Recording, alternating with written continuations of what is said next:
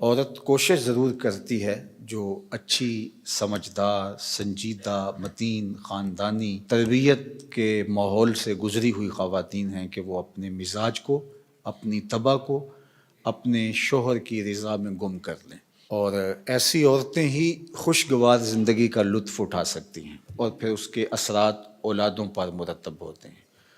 اور مرد کے حقوق کو بیان کرنے کے لیے اللہ کے محبوب علیہ السلام نے جو تمثیل بیان فرمائی ہے اور جو پیرایہ گفتگو حضور نے اختیار فرمایا ہے، اس سے بہتر ہو ہی نہیں سکتا۔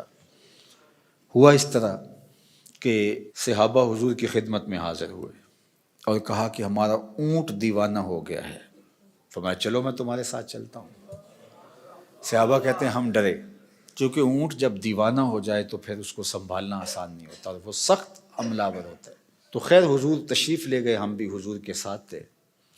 جو ہی دروازہ کھولا تو اونٹ دوسرے کنارے پر تھا، دوڑتا ہوا آیا۔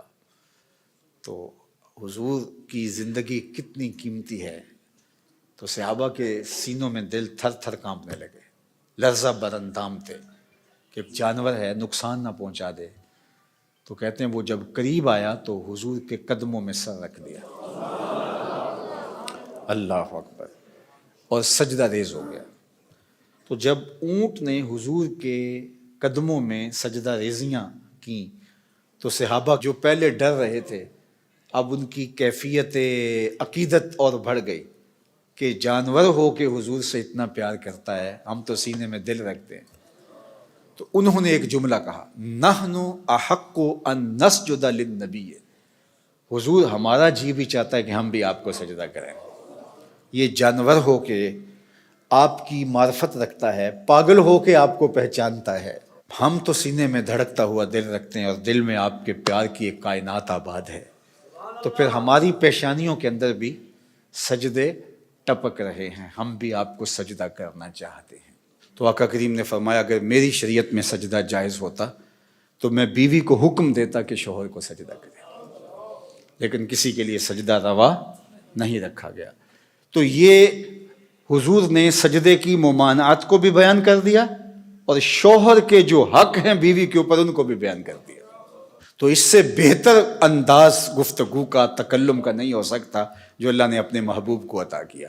اسی لیے ایک دن میرے حضور علیہ السلام نے فرمایا انا افصح العرب، بات کرنے کا جو سلیقہ میں جانتا ہوں کوئی جانتا ہی نہیں ہے، گفتگو کا طریقہ جو میں جانتا ہوں وہ کوئی جانتا نہیں ہے۔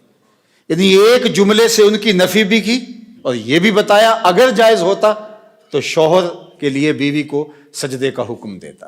خاتون ہو جو اپنے شوہر کے حقوق کو پہچانے اور حضور کے اس فرمان کو سامنے رکھے تو گھر جنت کا ٹکڑا بن جائے گا۔ اور مرد کو حضور نے کیا نصیحت فرمائی؟ مرد کو کہا کہ عورت کی اگر کچھ باتیں تجھے ناپسند ہوں تو اس بات کو دیکھو جو تمہیں پسند ہو، اللہ اکبر۔ اور میں کہا کرتا ہوں نکاح کے بعد یا تو شوہر اپنا گھر چھوڑ کے خاتون کے ساتھ چلا جائے یا خاتون گھر چھوڑ کے شوہر کے ساتھ آئے، دونوں میں سے ایک تو ہوگا، لیکن یہ قربانی مرد نہیں دیتا، یہ عورت دیتی ہے۔ اور گھر سے جو تعلق خاطر ہوتا ہے، قلبی لگاؤ ہوتا ہے، گھر کی چیزوں سے جو موانست ہوتی ہے، جو انسیت ہوتی ہے، جو لگاؤ ہوتا ہے، وہ مرد کی نسبت عورت کو کہیں زیادہ ہوتا ہے۔ گھر اس کے لیے ایک عقیدت گاہ ہوتا ہے، لیکن اس بسے ہوئے گھر کو، آسودہ گھر کو کون چھوڑتی ہے؟